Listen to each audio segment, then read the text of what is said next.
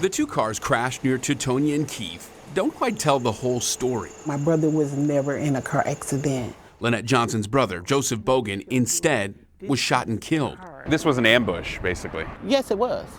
Yes, it was. Police originally believed Bogan was in one of the cars before he was shot. They now say he was called to the scene because he thought someone he knew was involved, and then he was shot and killed. More than a year later, a memorial reminds a sister of a brother's life cut short, but no arrests have been made. I took a year out of my life. I let everything go to work my brother homicide.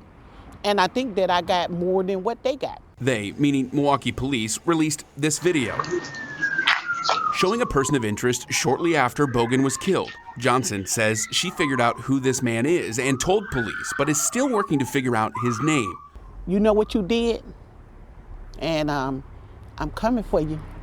Her brother's case is one of a record 215 homicides in Milwaukee last year. We can't pinpoint exactly why that year specifically was high, but it matches with the other 4 years around it that just homicides are up in general. Tim Garkey is the captain of the Milwaukee Police Homicide Division, the group tasked with investigating the record number of homicides. 2020, 21, and 2022 were all record years. The group of round-the-clock detectives worked to solve a homicide as a team, but that team is short-staffed, currently down to 34 detectives from 44 last year. Are your homicide detectives overloaded at that point then? They are, but they're so driven and so interested in getting justice for victims and their families that they don't tire. But they're having a hard time keeping up with that record number of homicides. The percentage of homicides solved, typically when an arrest is made, is currently a coin flip in Milwaukee. 56% so far this year, 53% in 2022, and 48% in 2021, dropping from as high as 73% back in 2017 and 74% in 2013. But Captain Garkey points to the number of homicides solved. Our total clearances, we're at 82 up to this year. That's higher than 15 of the last 18 years total year to date. You are solving more murders, but it's still roughly a coin flip of a percentage when it comes to clearing it. Right. That's still a lower number, unfortunately. It is. I would say that with the way we're performing and the way we're able to perform with such a high volume, if we had less aggregate homicides, we'd still be performing at the higher volume.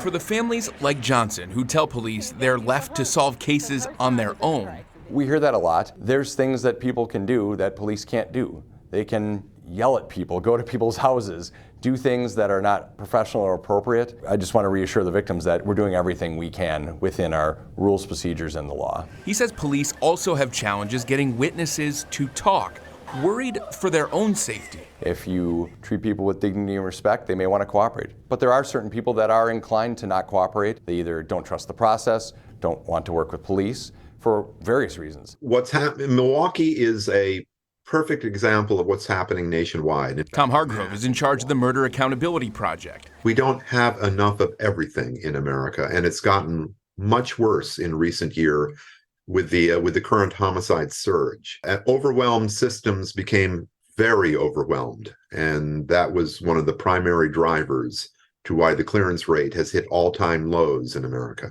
He adds less trust in the system contributes to that low clearance rate. A killer still walking the street is a living, breathing testament that there are no sanctions to murder. In Milwaukee, killers walk the streets, including the killer who took Joseph Bogan's life. I'm coming for you. I'm his big sister. That's my little brother you took, and I'm coming for you. And I'm gonna do it the right way by sending you to jail. James, there is a drop in homicides so far this year, 151 in the city. That's according to police. But the number is still high compared to the last decade. What do police attribute that number to? Police attribute that number to more young people using gun violence to solve disputes. Others handling conflict poorly and then resorting to gun violence to try to solve those issues. Patrick. James Stratton reporting tonight. James, thank you.